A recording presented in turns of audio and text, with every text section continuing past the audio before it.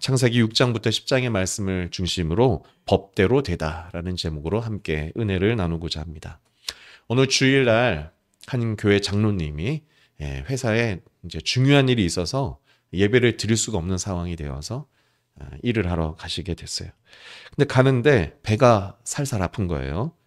그래도 배를 부여잡고 가서 이제 일을 했습니다. 중요한 일들을 처리하고 또 주말에 일을 했으니까 수당도 더 받게 되었고 그렇게 돌아오는데 안타깝게도 차가 사고가 난 거예요.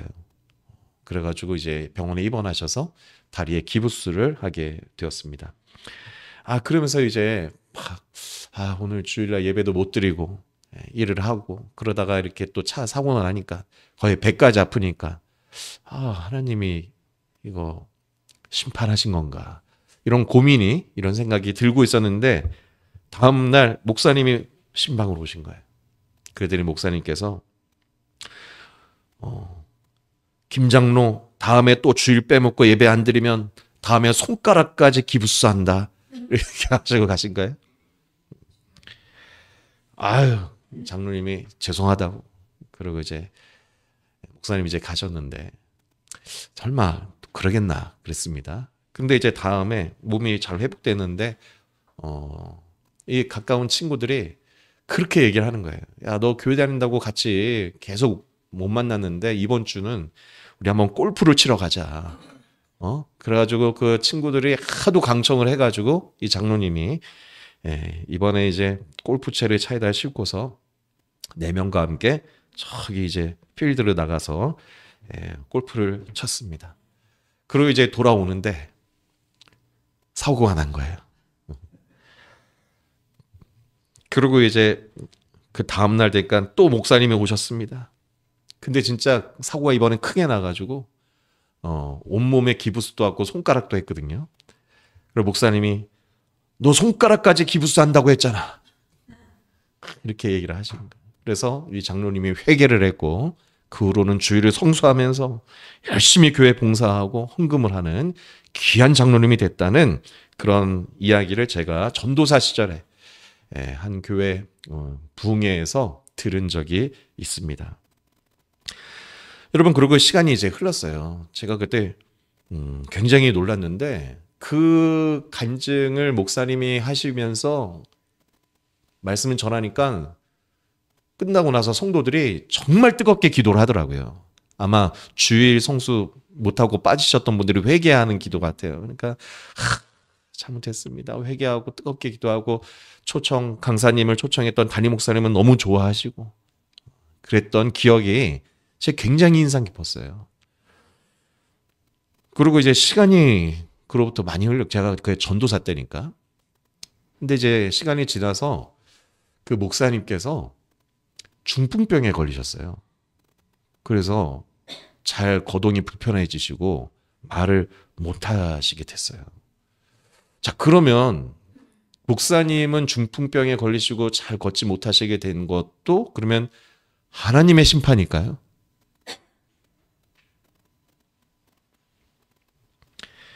자, 좀 생각이 저렇게 아까는 막 고개를 끄덕이시는데 조금 생각이 복잡해지죠. 여러분, 우리가 실제 신앙생활 하다 보면은 주일날 예배를 못 드리게 될 때가 있을 수도 있어요. 또 마음에 어떤 작정을 했는데 그만큼 기도를 못 하거나 그래서 그때 이제 주일날 예배를 못 드리고 어딜 간다. 그런데 막 배가 아프다. 그리고 진짜 무슨 사고가 난다. 그러면 우리가 무슨 생각이 듭니까? 야, 이거 하나님의 심판 아니야? 야, 하나님이 이거 안 기뻐하시네. 하나님이 나 꼴밤을 때리셨네. 이러한 생각이 들 수가 있겠죠. 그러한 생각 가운데 특별히 창세기 6장부터의 말씀을 쭉 읽으면 하나님의 이 홍수를 통한 준엄한 심판이 기록되어 있다 보니까 정말 무섭기도 하고요. 야, 하나님의 심판이라는 게 무섭구나. 그러한 생각과 마음이 어떻게 한 주 동안 성경 읽으면서 들으셨습니까? 그러고 보니 인사를 안 했네요. 어떻게 한 주 동안 어떠셨습니까? 우리 다시 한번 해보도록 하겠습니다. 한 주 동안 어떠셨습니까? 심판 얘기인데 좋았습니까? 두려움 가운데 한 주를 보내셨나요?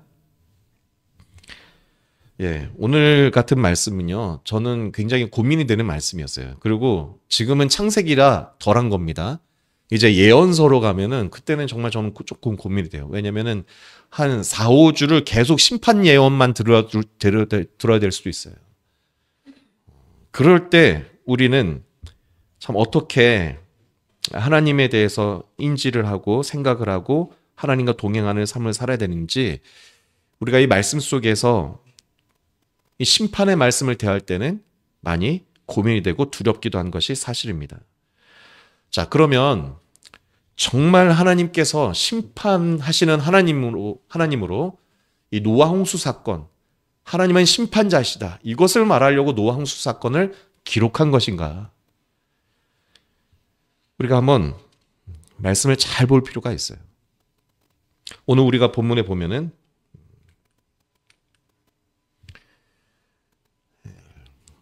오늘 우리 성경을 먼저 펴봅시다. 창세기 6장을 볼까요?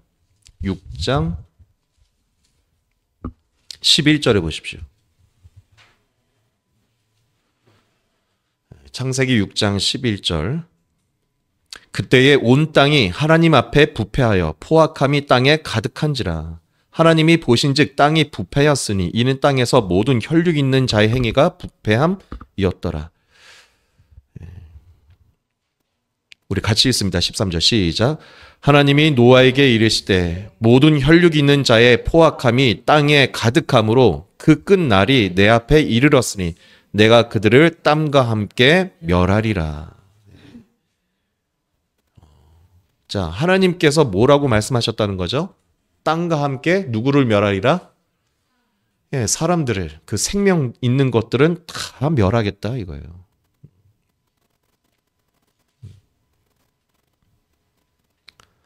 7절 볼까요? 6장 7절에 보면은 6절부터 보세요. 땅 위에 사람 지으셨음을 한탄하사 마음에 근심하시고 이르시되 내가 창조한 사람을 내가 지면에서 쓸어버리되 사람으로부터 가축과 기는 것과 공중의 새까지 그리하리니 이는 내가 그것들을 지었음을 한탄함이니라 하시니라.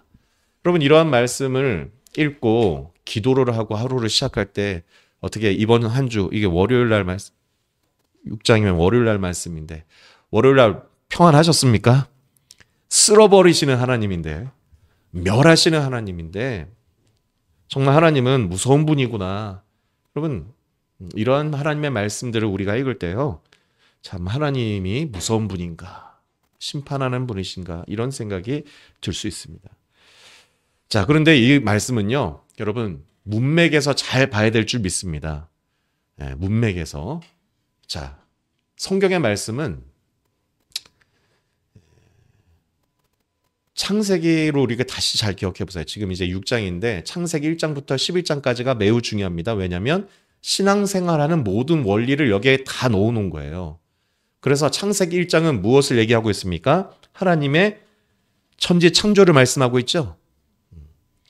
그런데 하나님의 창조 목적은 무엇이었을까요? 하나님이 왜 천지를 창조했죠?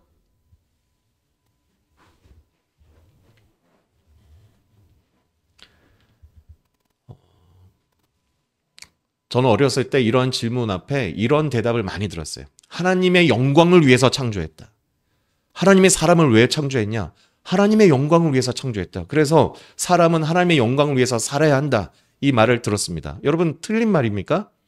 틀리진 않아요. 하지만 창세기가 말하고 있는 정말 핵심적인 얘기가 이렇게 너무 넓은 범위에서 얘기되고 있는 거죠. 그 영광의 의미를 우리가 알 필요가 있습니다. 하나님의 영광을 위해서 창조했다라는 더 세부적인 의미는 무엇이냐? 바로 사람을 위해서 창조했다는 겁니다. 하나님의 창조 중심에는요, 사람이 있어요. 그래서 하나님이 첫째 날부터 6일 날까지 창조를 하셨는데 무엇을 위한, 누구를 위한 창조냐? 바로 사람을 위한 창조고요. 그리고 창세기 3장에 가면 선악과 이야기가 나오는데 무엇을 얘기한다고 했습니까? 하나님이 창조한 그 사람이 행복하게 잘 살아야 되잖아요. 그러려면 뭘 해야 된다는 겁니까? 하나님의 법을 지키고 살아야 된다는 거예요. 그 사람이 살아가는 행복의 법이, 원리가, 행복의 이치가 있다는 것을 알려주는 겁니다. 선악과는 열매입니까? 우리가 선악과를 어떤 나무의 열매로 생각하면 그건 성경의 이야기를 동화처럼 받아들이는 거예요. 하나님은 그런 비유를 통해서 무엇을 우리에게 알려주고 있습니까? 하나님과 사람 사이에 지켜야 될 법이 있다. 사람의 존재 양식이 있다라는 것을 알려주고 있는 것입니다. 그리고 오늘 창조 이야기가 뭘 얘기하느냐? 여러분, 하나님께서 사람을 지으셨죠. 그렇다면 사람의 부모는 누구입니까? 하나님이 되는 거예요. 여러분, 닭이 먼저이겠습니까? 알이 먼저겠습니까? 알은 어떻게 그럼 생기죠? 네? 닭이 낳는 게 알이죠. 또 닭은 어떻게 나오죠? 저는 닭이 먼저라 생각해요. 왜냐하면 하나님께서 짐승을 만들었다 그랬지 그 닭을 만들었다고, 알을 만들었다고 얘기 안 나오는데, 제가 이 얘기를 왜 하냐면, 하나님이란 어떤 분이시냐? 여러분, 하나님께서 짐승도 만드셨죠? 물고기도 만드셨죠? 새도 만드셨죠?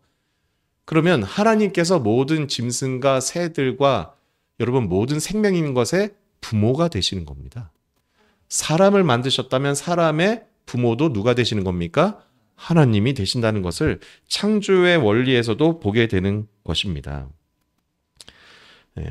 그러면 하나님이 그러한 부모가 되시는 분이시라면 그 부모는 심판을 할 수 있을까요?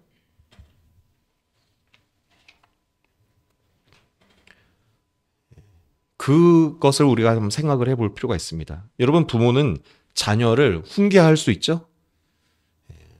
때로는 매를 들기도 합니다. 왜냐하면 잘 되라고. 그리고 너가 매를 들 때는 기준이 뭡니까? 이 자녀들이 세상 살아가는 어떤 원리와 이치와 법을 떠났을 때 매를 들은 거잖아요. 훌륭한 사람으로서 성장하는 그 길에서 벗어날 때에 길을 벗어나지 말라고 매를 들고서 알려줘도 못 기억할 때에는 기억하라고 매를 들기도 하는 것. 여러분, 그것이 부모가 아니겠습니까? 그런데 그 부모가 너가 잘못을 계속했으니까 이번엔 그냥 죽어야겠다, 이렇게 말할 수 있는 부모가 있을 수 있습니까? 없겠죠. 없는 것이라 생각됩니다. 자, 그래서 성경은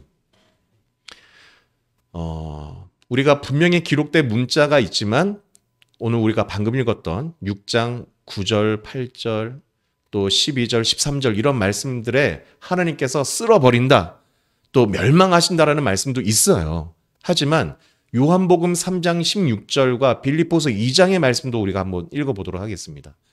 3장 16절 시작. 하나님이 세상을 이처럼 사랑하사 독생자를 주셨으니 이는 저를 믿는 자마다 멸망치 않고 영생을 얻게 하려 하심이니라. 자, 하나님은 어떤 분이시라는 겁니까? 죄를 지어서 하나님과 관계를 떠나서 이 세상에 인간이 행복하게 살아야 하는 그 원리와 이치를 떠나서 죄를 범하고 있는 인간이 있다면, 자, 하나님은 어떻게 해주시는 하나님이란 겁니까? 자기 아들을 대신 보내주시는 하나님이에요. 그리고 대신 죽어주시는 하나님이십니다. 그래서 그분이 누구시라는 겁니까? 예수님이시죠. 우리는 그 예수를 믿는 하나님의 자녀들이죠. 왜 하나님을 우리는 아버지라 부르고 왜 우리는 스스로를 하나님의 자녀라고 합니까? 하나님이 우리를 그렇게 사랑하시기 때문입니다. 빌립보서 2장 5절 읽습니다. 시작. 너희 안에 이 마음을 품으라. 곧 그리스도 예수의 마음이니 그는 근본 하나님의 본체시나 하나님과 동등됨을 취할 것으로 여기지 아니하시고 오히려 자기를 비어 종의 형체를 가져 사람들과 같이 되었고 사람의 모양으로 나타나셨음에 자기를 낮추시고 죽기까지 복종하셨으니 곧 십자가의 죽으심이라. 아멘. 네. 그러니까 하나님은 어떤 분이시냐? 하나님은 낮아지시는 분이세요. 어느 정도로 낮아지냐?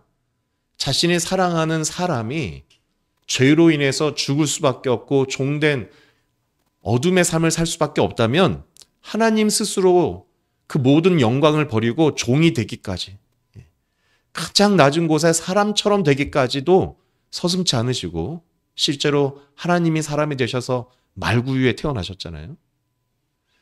그래서 자기를 낮춰서 어디까지 사랑하시냐? 죽기까지 사랑하신다.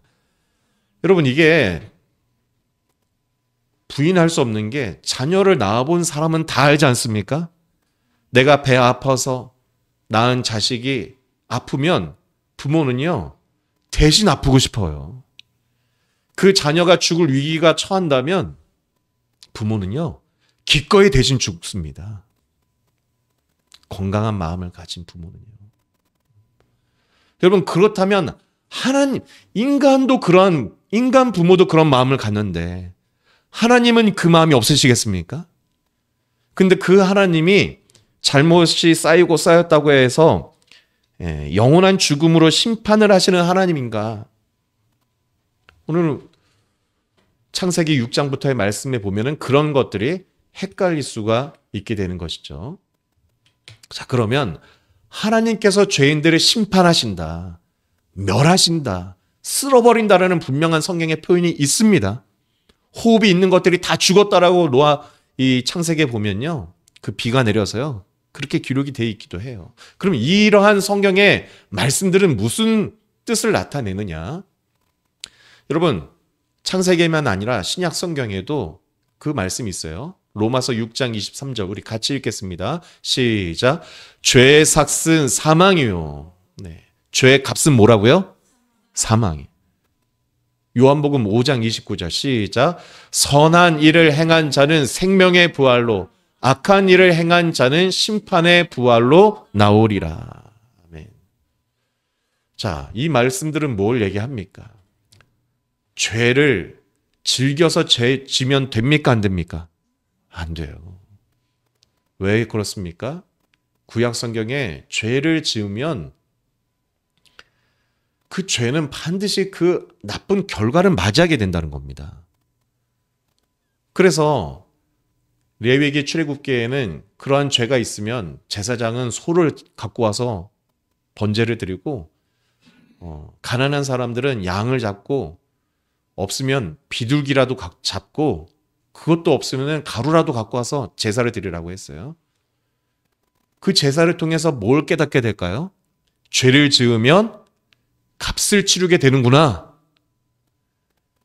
중요한 위치가 있는 사람이 큰 죄를 지으면, 우리가 지금 뉴스에서 보지 않습니까?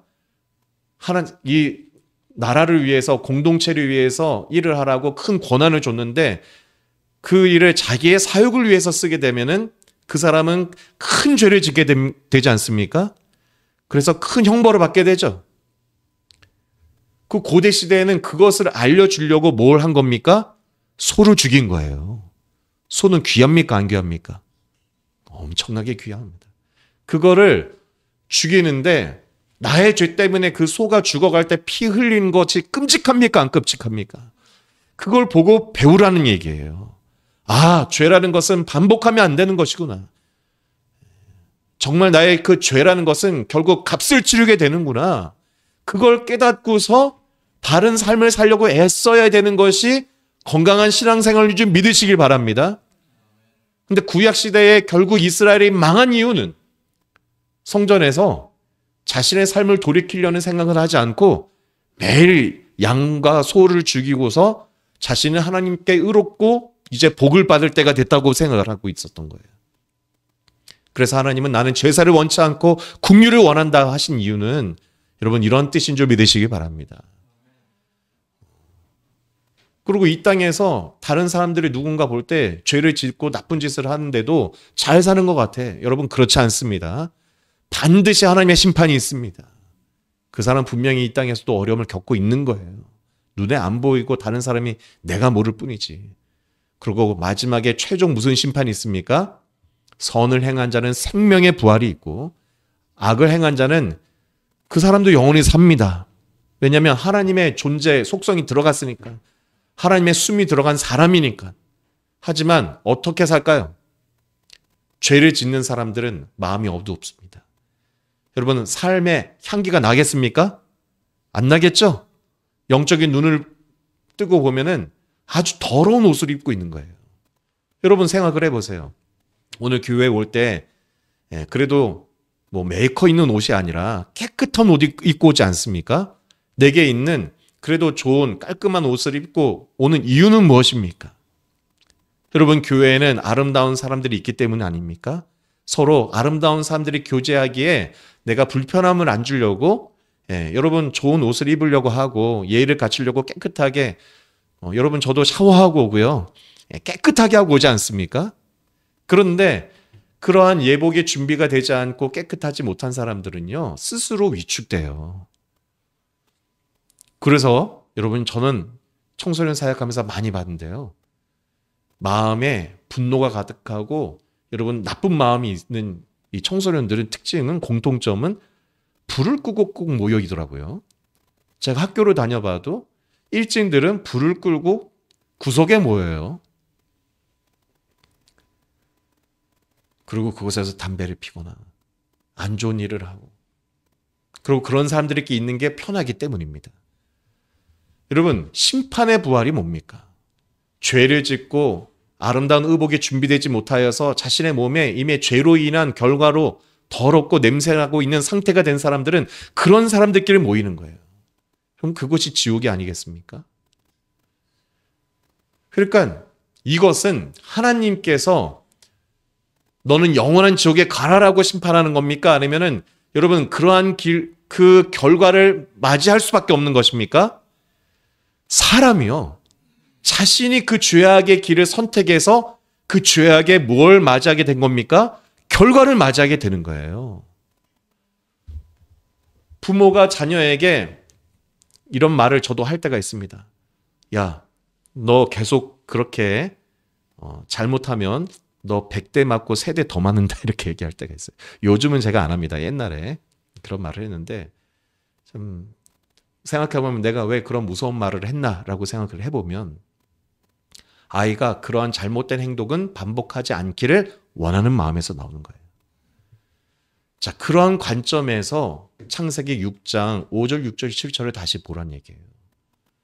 여러분, 성경은 여러분 처음 신앙으로 우리가 성경을 읽으면 문자를 당연히 아주 집중해서 잘 봐야 합니다. 그런데 문자를 보고 성경을 분해하는 게 아니라 기도하면서 하나님의 마음으로 읽으려고 여러분 잘 읽어보시길 축복합니다. 그러면 5절부터 7절에 이 세상에 죄악이 가득하구나,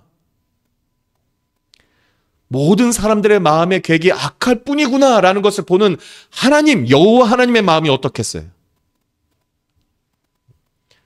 사람 지어서 너무나도 보기에 심히 좋았다, 심히 좋았다, 이러한 마음을, 이러한 기쁨을 얘기하시던 하나님께서 이 땅에 사람 지었음을 한탄할 정도의 상태까지 갔을 때에 하나님의 안타까움은 여러분 얼마나 컸겠습니까? 그 안타까움 가운데 지금 하나님이 뭐라고 하시는 거예요?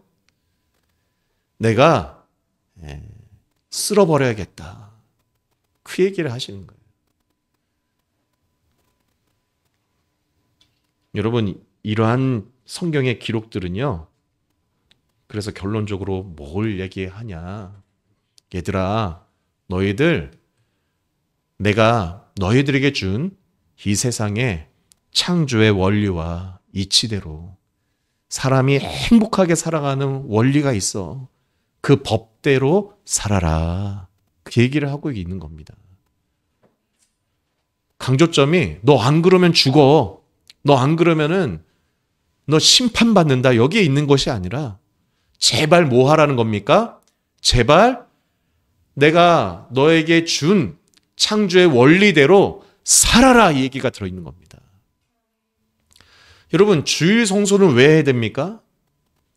주일날 성경의 말씀을 잘 배워서 그 말씀대로 여러분 이 땅에서 사람들과 바르게 관계하고 여러분 중요한 비즈니스를 할 때에 그냥 나의 탐욕과 내 중심으로만 판단하지 말고 하나님의 말씀을 기준으로 결정도 하시고 여러분 그렇게 인생을 살면 조금 손해보는 것 같아도 살아갈수록 복을 받고 살아갈수록 행복하게 될 줄 믿습니다. 그렇게 살라고 이 말씀이 있는 겁니다. 두 번째, 심판하신다는 말씀에서 분명히 성경이 있어요. 그 두 번째 의미는 뭐냐? 하나님은 의인은 심판할 수 없다는 얘기입니다. 요한복음 3장 17절을 함께 보겠습니다. 시작. 하나님이 그 아들을 세상에 보내신 것은 세상을 심판하려 하심이 아니요 저로 말미암아 세상이 구원을 받게 하려 하심이라. 네. 하나님께서 세상에 예수님을 보내셔서 예수님은요. 우리가 지금 성경 카페에서 마태복음 읽지만 산상수훈을 보십시오. 오리를 가자면 10리를 가라고 하고요. 마음으로만 탐욕을 가져도 너 도둑질한 거라 그러고 예수님이 너 지나가는 여인을 보고 가늠한 생각, 음란한 생각을 해도 가늠한 것과 같다고 얘기를 하세요. 예수님의 기준은 높습니까? 낮습니까? 예수님의 말씀대로 행동하고 살 수가 없어요. 근데 그러한 준엄한 말씀을 선포하신 예수님은 설교가 끝나고 내려와서 김 집사 그래서 간음했어 안 했어? 이 집사 당신은 그러면 내 설교 말씀에 의하면 도둑놈이 아니야. 헌금했어 안 했어? 이런 거를 말씀하셨습니까? 아니면 아프다고 하면 그냥 고쳐주셨습니까? 그냥 고쳐주시는 거예요. 설교는 너무너무 수준 높은 설교를 하시는데 함께 밥을 먹고 교제할 때는요. 그 중에 제일 나쁜 세리들하고 창녀들하고 같이 밥을 드시고 그들을 제자라고 데리고 다니시고요. 이유 없이 불쌍하고 아파하면 병을 고쳐주시고 귀신을 쫓아주세요. 이건 뭘 말씀하고 있습니까? 예수님은 심판하시려고 오신 게 아니란 얘기예요.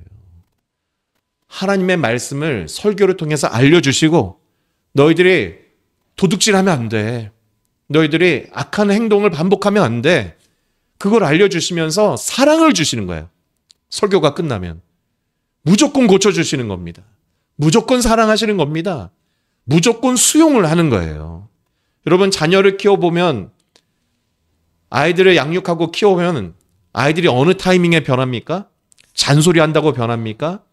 여러분 뭐 하지 말라고 그것도 필요하죠. 그런데 그것과 함께 반드시 뭐가 필요합니까? 무조건적인 수용이에요. 그냥 있는 모습 그대로 받아주는 겁니다. 여러분 예수님은 하나님 아버지는 저와 여러분을 자녀로 무조건적으로 수용하고 받아주시는 여러분 구원자이신 줄 믿으시길 축복합니다. 노아는 어떤 사람이에요? 그럼 노아는 여러분 세상에 죄악이 가득해. 모든 사람들을 죄를 지면 그 세상은 망합니다. 지금 우리 시대도 똑같습니다. 여러분 제가 한 뉴스를 들었는데 러시아에 갔다 오신 분이 계세요. 아내가 러시아 사람이라서 국제결혼을 하셨는데 처갓집을 방문했는데 시베리아를. 근데 시베리아에 이번에 여름에 갔다 왔는데 너무 더워서 에어컨 있는 집에 에어컨 틀고 왔답니다. 여러분 시베리아는 추운 곳이잖아요. 지금 그곳이 에어컨이 없으면 살 수 없을 정도로 30도가 넘는데요. 그리고 영구 동토가 사라졌대요. 지금 그래서 새로운 길이 뚫려가지고 이제 북극항로가 열리면서 앞으로의 사업에 있어서 우리나라가 이제 그 북극항로의 마지막 허브 종착지가 되면서 전 세계 무역을 할 수 있는 매우 중요한 역할 부산을 하게 되니까 그걸 준비를 해야 된다고 얘기를 하는데 물론 경제적인 측면에서는 좋은 소식일 수 있습니다. 하지만 동토가 녹고 빙하가 녹아내리고 있다는 것은 여러분 바닷물 해수의 순환이 안 되기 시작하고 그런 어느 기점에 인류가 멸망할 수도 있는 문제예요. 온난화가 이렇게 계속 진행되면요, 여러분 우리 인류는 멸망할 수 있습니다. 근데 이러한 기후 변화, 온도의 상승은 무엇 때문에 나타난다고 다들 얘기합니까? 사람들의 에너지를 마구 쓰니까 그렇잖아요. 화석연료를 너무 많이 쓰고 있고, 이산화탄소가 너무 많이, 쓰레기가 많이 나오고, 이런 우리의 탐욕과 죄악들로 인한 지금 그 결과가 맞이하기 직전이에요. 자, 그런데 그러한 결과가 올 때에 하나님은, 그래서 여러분 결국은 의인들만 구원하시고 그래 나머지는 다 심판받아라 이렇게 하면서 하시는 분이십니까? 그거 아니에요. 하나님은 이런 노아 홍수 사건이 뭘 얘기하느냐, 의인은 심판할 수 없다는 것을 얘기하는 겁니다. 소돔과 고모라 사건에 룻을 구출하는 얘기도 그렇고, 바벨탑 이야기도 그렇고요, 아브라함의 이야기도 그렇고. 우리 화면을 넘겨주시면 요한복음 요나서 4장을 보십시오. 요나서 4장에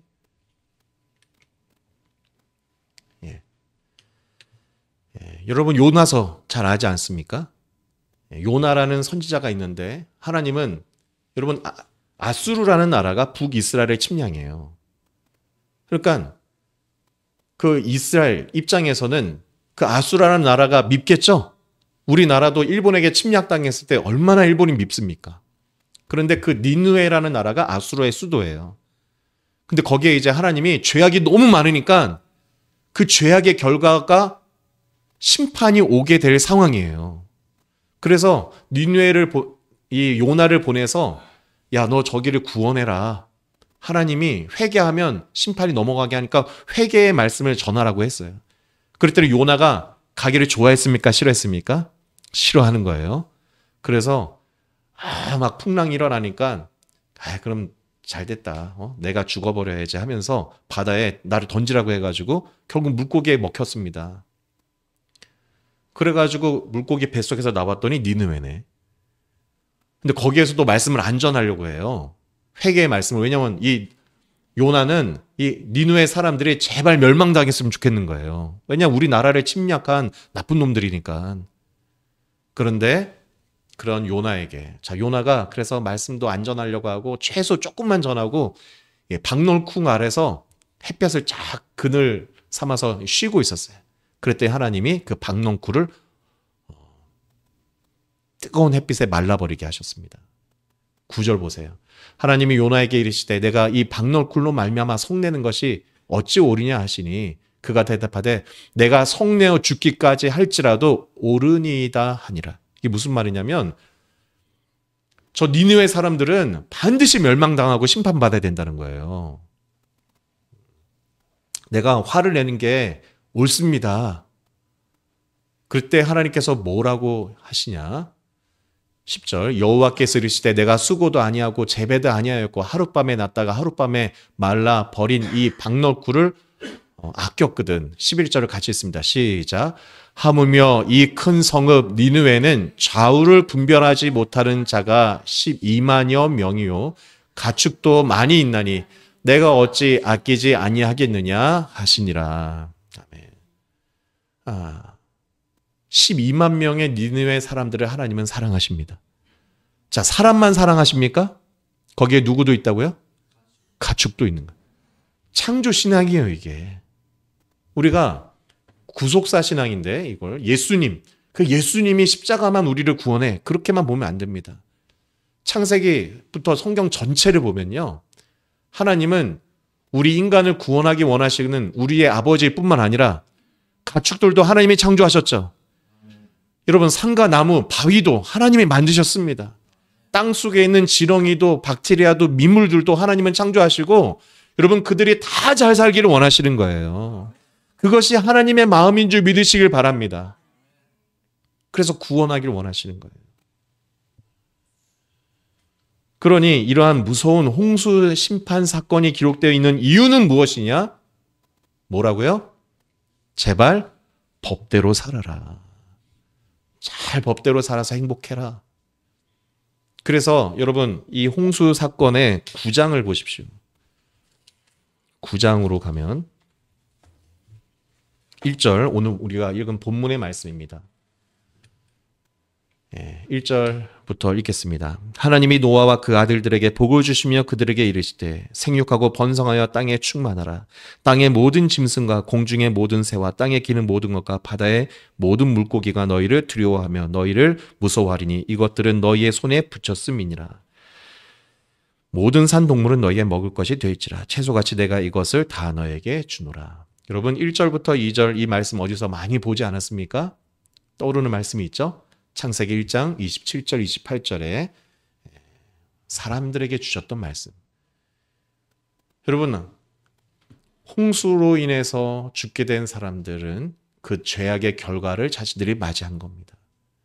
하나님은 의롭게 살고 있는 노아와 그 가족들을 구원하신 거고, 여러분 왜 짐승들이 그 방주 안에 들어가고 지금 이 모든 것들을 먹고 살라고 얘기하고 있습니까? 왜 구원하셨습니까? 사람들이 살아야 되니까 하는 거예요. 하나님은 저와 여러분들이 어떠한 상황이 있더라도 여러분 회개하고 돌아온다면 살 길을 열어주시고 복을 주시고 여러분 잘 되기를 원하시는 분인 줄 믿으시길 축복합니다. 그러면서 아주 직접적으로 9장 11절부터 그 얘기를 계속하고 계세요. 11절 보세요. 내가 너희와 언약을 세우리니 다시는 모든 생물을 홍수로 멸하지 아니할 것이라. 12절 생물 사이에 대대로 영원히 세우는 언약의 증거는 이것이니 내가 내 무지개를 구름 속에 두었나니 이것이 나와 세상 사이의 언약의 증거다. 여러분 그래서 이 9절부터 계속 뭐가 반복되냐? 언약이란 말이 반복돼요. 16절 모든 육체를 가진 땅의 모든 생물 사이에 영원한 언약을 기억하라. 하나님이 노아에게 또 이르시되 내가 나와 땅에 있는 모든 생물 사이에 세운 언약의 증거가 이것이라 하였더라. 자, 우리 교회의 공동 기도 제목 첫 번째입니다. 세문화 교회가 하나님의 말씀을 잘 이해하는 무슨 공동체 되게 하옵소서? 언약 공동체 되어야 돼요. 그러니까 지금 노아에게 무지개의 언약을 주신 것은 뭐냐? 아주 문자적으로 단편적으로 해석하면요. 아, 하나님이 무지개를 보여주신 것은 물로 심판 안 하신대. 그럼 이제 홍수는 안 난대. 그 얘기입니까? 그 얘기가 아니라요. 무지개를 볼 때마다 뭘 생각하라는 겁니까? 하나님의 말씀을 기억해라. 에덴 동산에 하나님께서 모든 사람들과 모든 생명들을 창조하셨을 때에 하나님과 동행하면 행복하다. 하나님의 말씀대로 선악을 알게 하는 나무를 먹지 말라는 것은 하나님의 말씀을 지켜 살면 행복하다. 그걸 기억하라는 얘기입니다. 여러분 하나님의 말씀대로 성경을 배우며 성경의 말씀대로 살아가는 우리 모두가 되시길 주님의 이름으로 축복합니다. 서론에 얘기했던 그 장로님 얘기를 저도 다시 좀 묵상을 해봤어요. 여러분 실제로 현실에 우리가 신앙생활 하다 보면 주일날 빠질 때 있습니다. 그러면 하나님은 심판하는 분은 아니세요.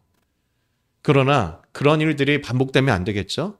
중요한 것은 주일 예배를 통해서 하나님의 말씀을 잘 배우고 말씀대로 살려고 애쓰는 것이 본질인 줄 믿습니다.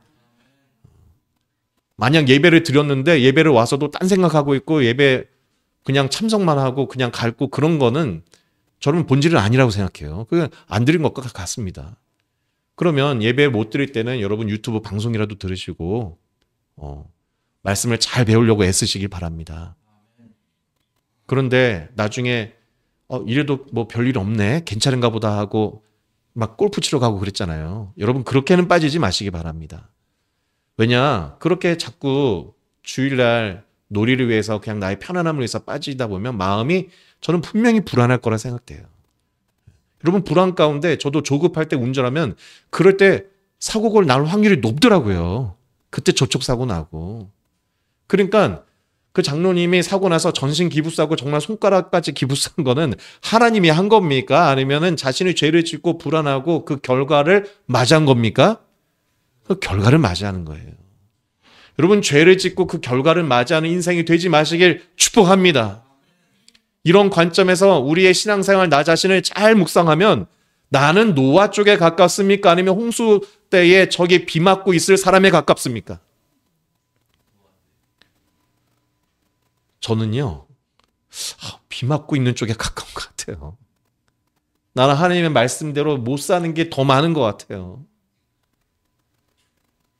여러분, 그러니까 어떤 마음이 더 드느냐?